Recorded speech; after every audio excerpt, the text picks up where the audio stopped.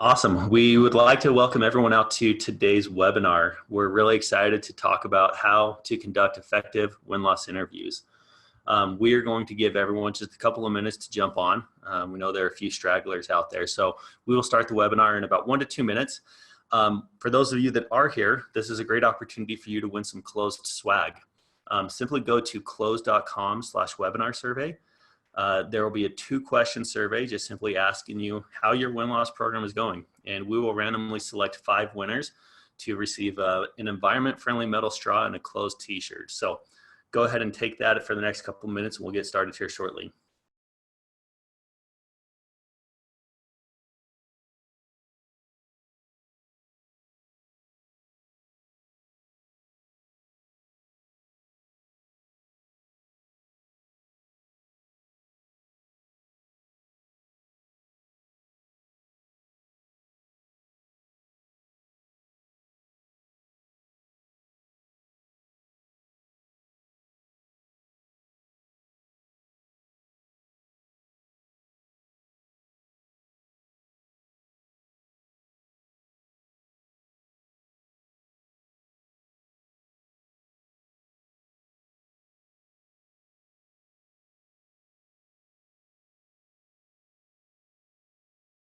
Great. Well, thanks to everyone that took the survey. If you just jumped on, go ahead and still take that survey. It gives you an opportunity to win some close swag. But for now, let's get jumped into the survey, or rather into the webinar.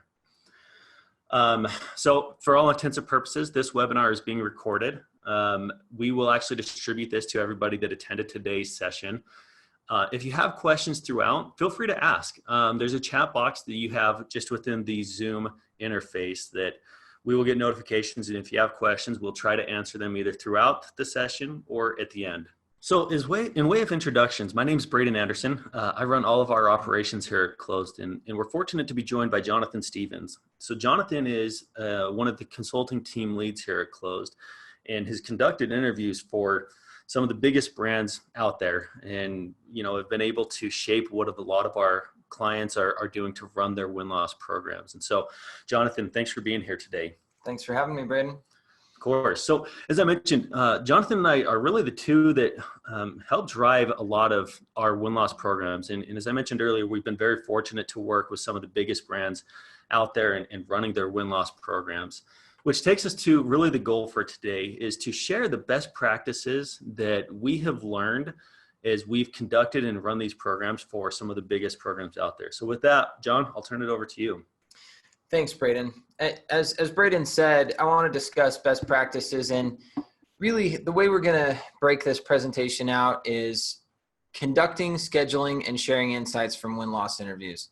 The bulk of our focus is going to be on conducting, but you can't really talk about how to conduct them without focusing on scheduling and sharing, because that's a huge part of the entire win-loss process and really important to get right, to be able to do this well.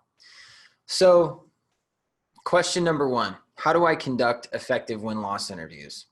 There's really 3 components to this that we feel are critical for conducting win-loss interviews. There's a couple of extra nuances, but for the purposes of today, I just want to talk about the main things that make an effective win-loss interview. First, create the right interview guide. You can't go into these things cold. You have to design a guide with some questions, some topics that you want to address. That's critical. Planning is everything. Second, have a conversation. This isn't a phone survey. We want to engage the people that we're talking to and really have a conversation with them.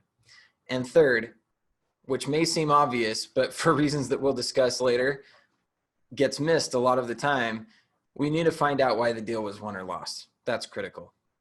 Okay, so now that we've talked about these main points that create the framework for conducting effective win-loss interviews, I want to dive into each of them separately. So first, let's talk about creating the right interview guide. So ideally what you want to do is to create an interview guide that directs the interviewer to the questions that matter most. And I've outlined this in a handful of do's and don'ts. So first, what you want to do, develop your guide around discussion topics. There will be a temptation as you start doing this to immediately just start writing questions. But it's really important to focus initially, what do I want to even talk about? What are the main topics that I want to address with this person? Typically, in a win-loss interview with a software type company that we work with, the main topics will be overview and origination. So in other words, why the deal was won or lost. What are some of the main drivers here? And then we'll dive into some of the more nuanced topics of product, pricing, sales process, competitor feedback, things like that. That's not necessarily a tried and true list that has to be worked every time, but those are the main topics we typically use. Depending on your situation and your business, you might want to address different topics. So that's one that's really critical, is think about these main things that will allow the interviewer to skip around if necessary and be adaptive in the interview. Instead of trying to follow a pre-written question script, they can go topic by topic and move with the interviewee as they discuss these different aspects of the deal. So John, I'm curious then, you mentioned, it's not a survey, it's a conversation. Do you feel though, like you lose some quantitative structure by having it set up in this format rather than having it be the exact same every time? That's a really good point. And a lot of time academic market researchers will push us on this topic, and they say, well, we want it the same way every time. So these things are comparable. Well, there's a couple of fallacies around that. One, it's really awkward to do it the same thing every time because you miss a lot of the critical feedback that people want to give because you're going robotically question after question instead of adapting to what the interviewee has to say. The other thing you need to remember is this is qualitative feedback. We're not trying to create something that's purely quantitative, replicable, statistically significant. That can be done, and we actually recommend that that's done in a post-interview survey. So the primary mode of research here is the win-loss interview. The post-interview survey is where you can collect that kind of quantitative feedback and get really rigid, and that's what we do in most of our interview programs. Gotcha. Makes a lot of sense. Yeah, great question, Braden. So the second do is crafting essential questions for each discussion topic with optional drill downs. The purpose of this is double clicking. Basically, people will provide interesting feedback. You want to know more. So arm the interviewer with questions that they can use to find out more and to really gain the richness that they're looking for out of these interviews. So let's say, for example, that I said, so tell me, what did you really like about the product? They said, well, the integrations were strong and it connected to one of our main systems that we need to work with. Well, that's a pretty vague answer. If you just go on to the next question, you're missing a lot of important data. You want to say, well, what are those systems? Well, what data did you need integrated? And was it a one-way integration? Was it a two-way integration? Was this something that this software had natively built or had an open API? There's a whole bunch of drill downs that you can use to find out more and get a lot richer feedback than just a high level initial question. So let's move to the don'ts. So what we don't want to do, and we already addressed this a little bit, is create a rigid structure that must be followed the same way each time. If you do that, basically what you're doing is creating a survey that is done over the phone. That's something that really hasn't been done well for several years. There's other methods of doing surveys. The point of this is to have a conversation. A rigid structure in the interview guide will not facilitate a conversation. And finally, design your questions. Don't design your questions the same way you would in a traditional survey. So traditional research surveys say things like, to what extent did you like this product? Typically, people don't speak that way when they're having a conversation in everyday speech, right? They use colloquialisms, they use slang. You want to be professional, but at the same time, you don't want to seem overly rigid and formal to where the interviewee is uncomfortable because of the way you're speaking. So design your questions in the way that you would traditionally speak in a professional manner. So let's go to the next high-level topic. the next key to having a good win-loss interview conducted, and that is have a conversation. So we want to conduct the interview like a conversation and be willing to adjust the approach as you go. One of the ways we do that is asking qualitative questions. Braden addressed this earlier about asking quantitative questions, but one, those are really long when you're actually doing an interview. You don't want to go through survey responses and options as you're conducting a win-loss interview. You want to ask them open-ended qualitative questions that allow you to get the rich feedback and allow them to give you an answer that really is crafted towards the question that you're trying to ask. So be qualitative. Save the quantitative for a post-interview survey or for a broad customer survey some other time. Another do, listen to the interviewee and be adaptive.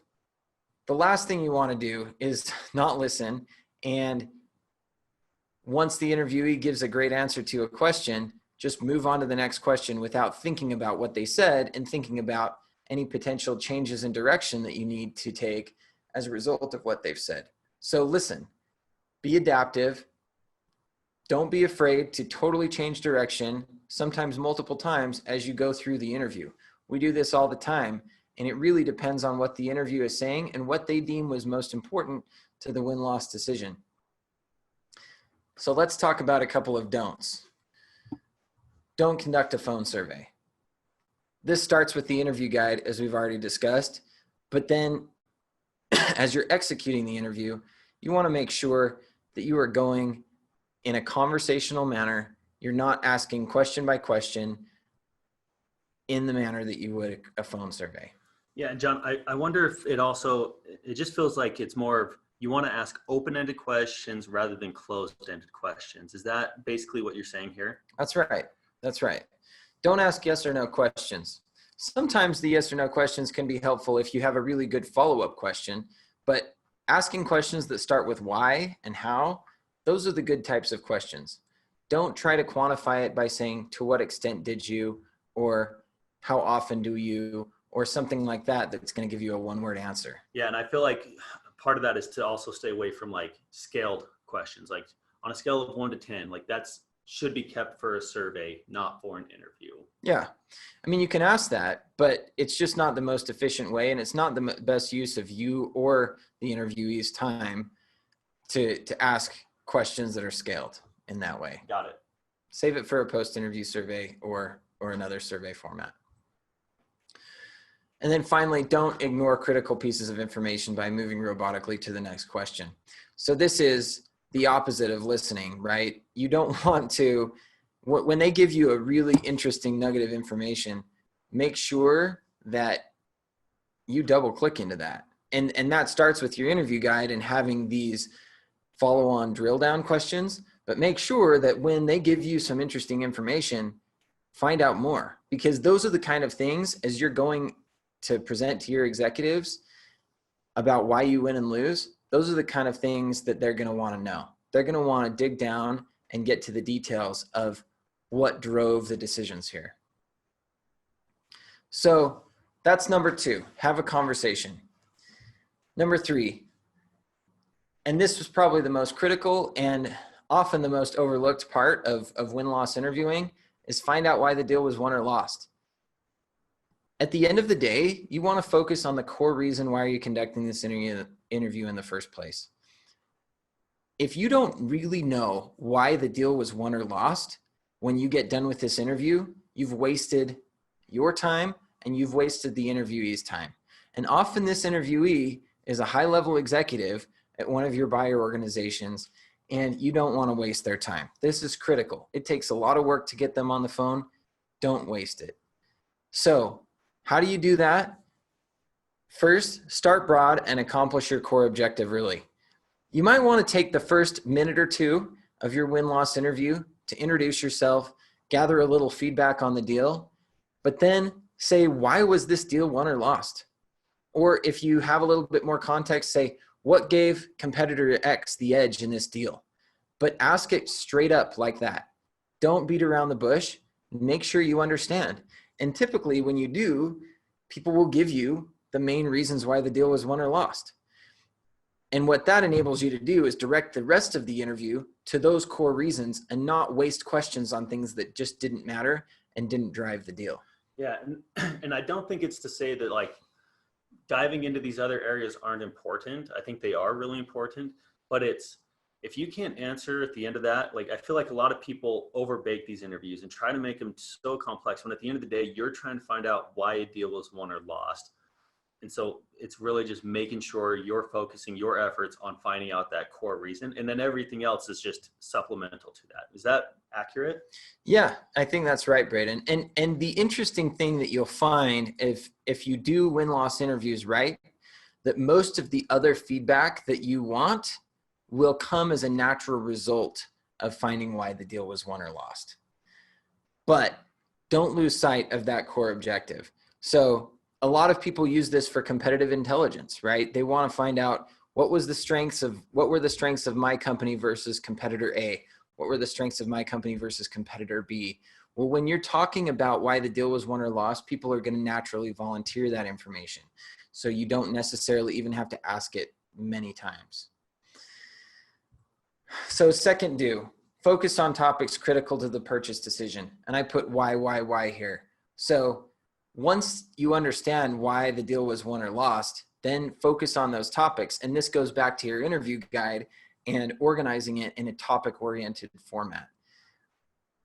You can focus most of your energy on those critical topics and then drill down. Say why 3 times often. People often won't volunteer information, or sometimes they haven't even thought about really the deep down reasons why a certain decision was made until you ask them. So you need to walk them through that. So now for the don'ts. Don't get lost trying to capture obscure competitor or product details. So this speaks to what Braden was talking about.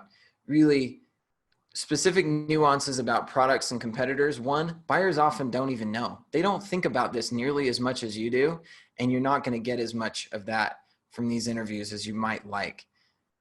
And number 2, if you waste your time on this, you're sometimes going to finish the interview not really knowing why the deal was won or lost, which was the purpose of doing the interview in the first place.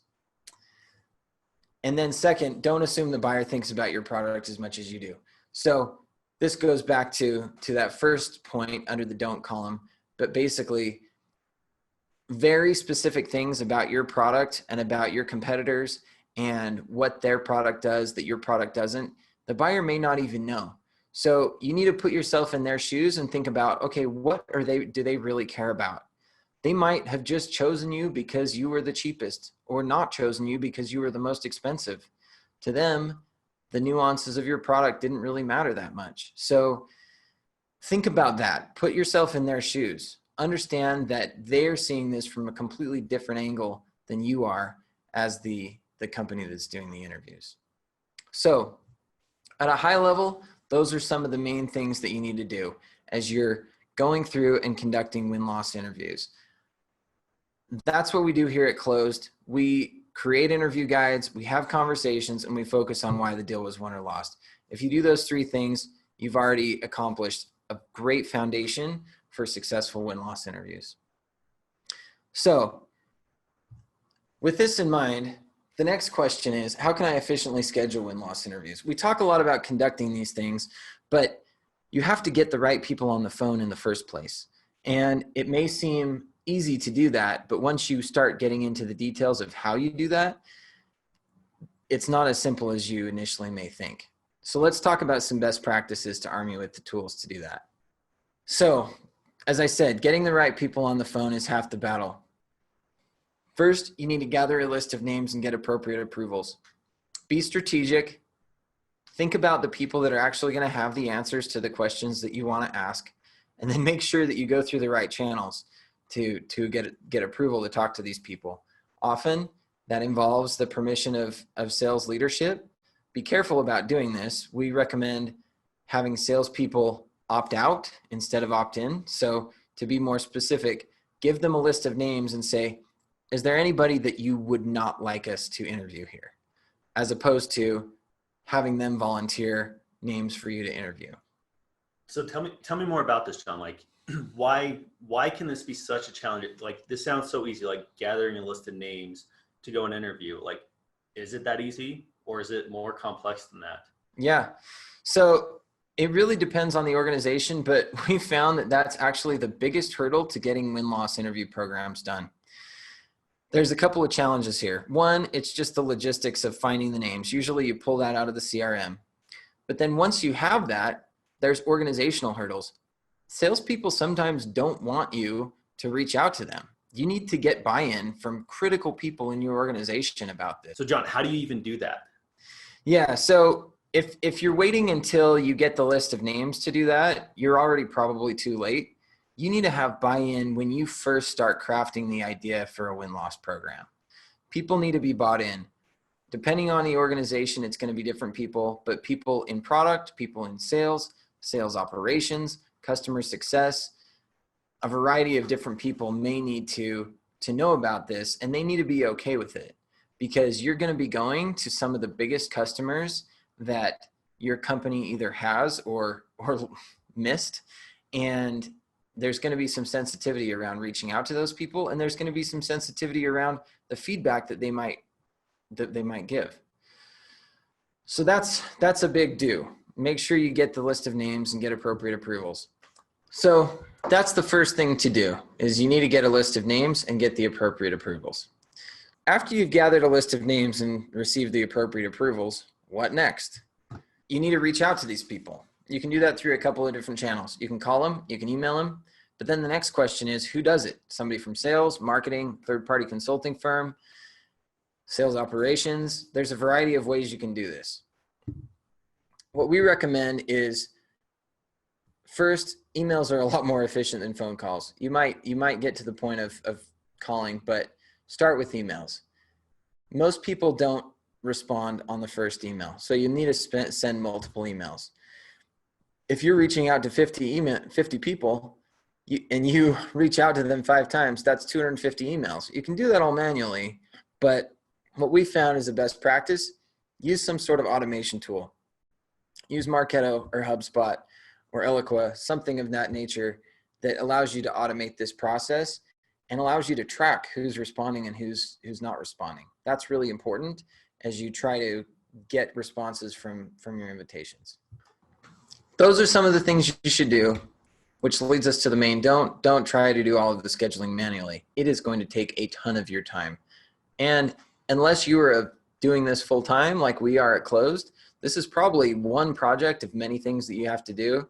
You want to automate as much as possible here. Yeah, and I feel like, just from my perspective, this is something that people underestimate the amount of time and bandwidth it likely will take. Have you seen that as well, John? Oh yeah. And in fact, that's often why people will end up hiring Closed, because they've tried to do this by themselves and they realize it's a ton of work. And these are processes that need to be honed over time. So you can try to do it yourself. And granted, there are companies that do it successfully, but it's a big undertaking to really get it right. Making sure you send emails on the right day, making sure your wording is right in your initial emails and follow-up emails, making sure that you get the right people that you need to talk to. That's all a big process. And if you've never done it before, it can be extremely intimidating. So let's get to the point where we've scheduled somebody for an interview. We're equipped to conduct a great interview. How do we want to publicize our win-loss interviews and drive change in the organization? That's the whole point of doing this anyway, right? If we conduct these interviews and they sit in some PDF in somebody's Google Drive somewhere, they're not going to do anybody any good. So this is the final step, and arguably the most important, right, is how do we drive change? Here's some best practices for sharing the win-loss feedback. Like I said, gathering win-loss data is pointless unless you can effectively communicate it to the people with the power to take action.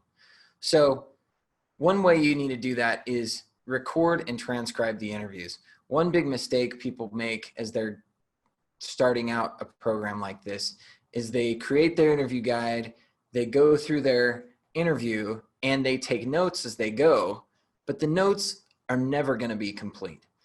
They're never going to have all of the information that you need to really gather the richness of the feedback you get from the interviews.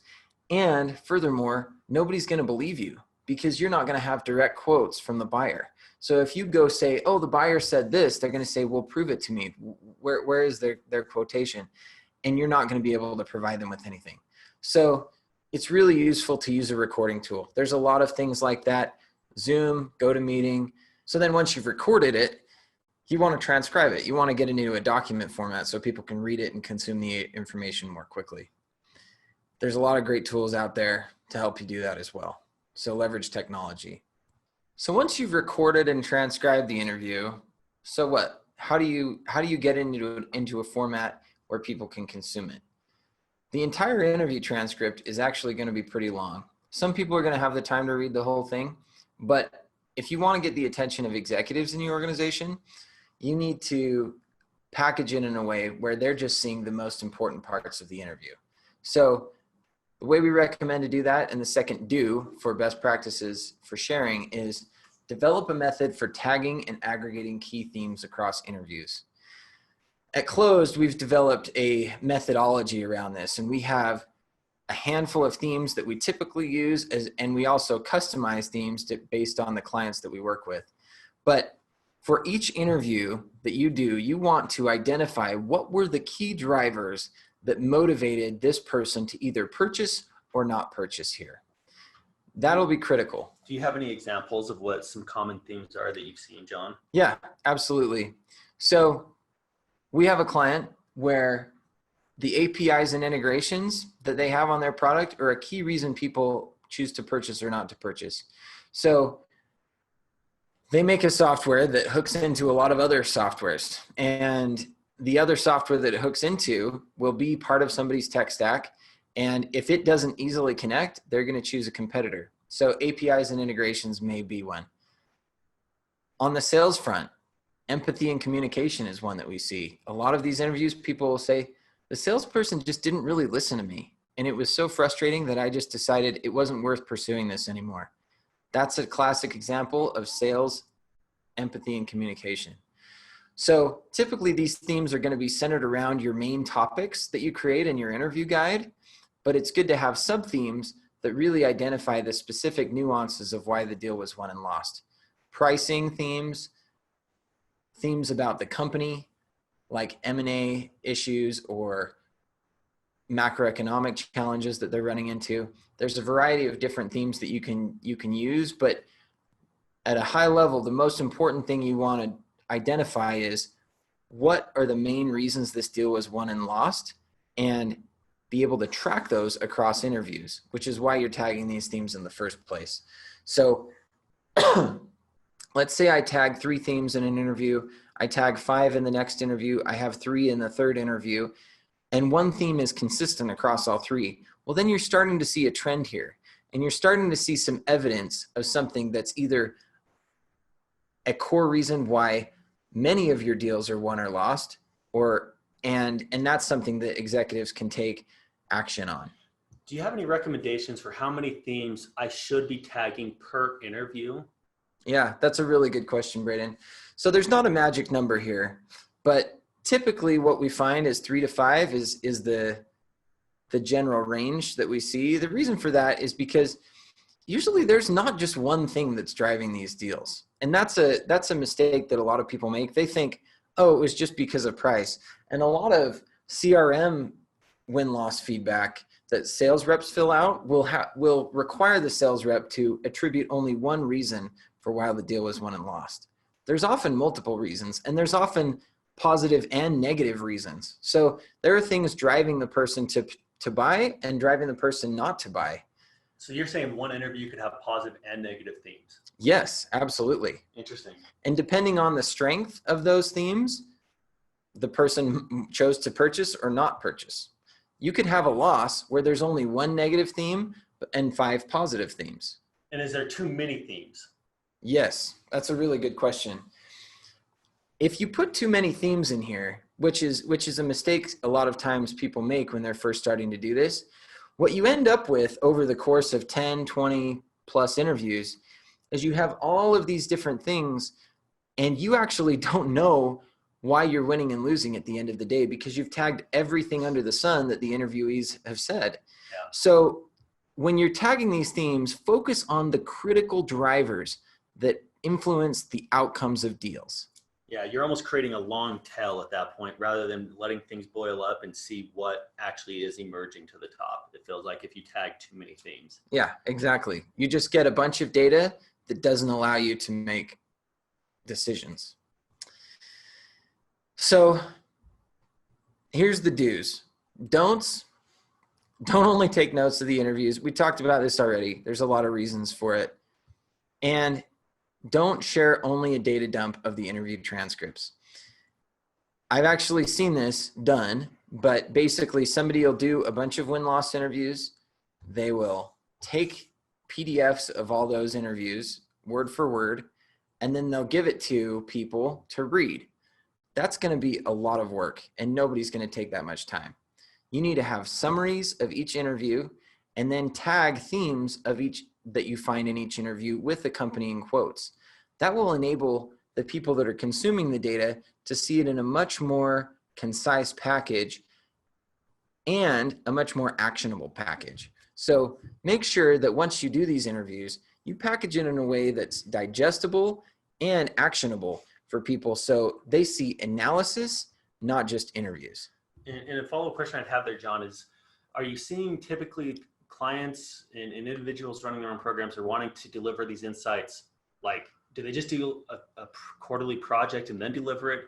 Are they doing this on an ongoing basis and still delivering it every quarter? Like, what are you typically seeing there, and what would you recommend? Yeah, so that's a good question. So Braden, before I came to Closed, I worked for a great consulting firm that did a lot of good work, and they did a lot of interview-based projects like this. And basically the final deliverable that they created was a big PowerPoint deck, 50, sometimes up to 60, 70 or more slides. And they delivered that to the client, and they said, here's what we found. There's a couple of problems with that. One, it's a lot of information to consume. It takes a while. And it's not timely either. You might be delivering this 3 to 6 or more months after the actual deals took place. So what we do at Closed is every interview that we do, we tag themes, we write a summary, and we push it out to our clients so they can see as soon as we did the interview. Instantly. Yes, instantly, right? They can see the outcome. So this might have been just a few weeks after the deal was actually closed. So you can start to take action on these interviews in the upcoming deals instead of waiting 3 or more months. And then by that time, the feedback that you get might be obsolete anyway. The timeliness of this is critical. So having a drip of these interviews coming in and understanding how you win and lose so the client organization can adapt as they're receiving the information is critical. Awesome.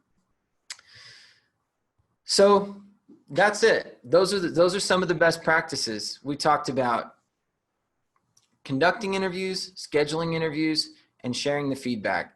We hope this was useful, and I'll turn this time over to Braden. Yeah, thanks, John. This has been awesome. We really appreciate you jumping in here and giving us some of these thoughts and sharing your insights from doing all these programs. So we have some additional resources. The first thing is you can download our definitive guide to win-loss right now. Pull out your phone, pull out your camera, and just scan this QR code on the right, and that will take you right to our page to download the win-loss guide. So feel free to download that. That gives you a lot of great insights. You can reference our blog, closed.com/blog. We have a lot of great work with pragmatic marketing as well. And lastly, email John. He'd be more than happy to answer any of your questions.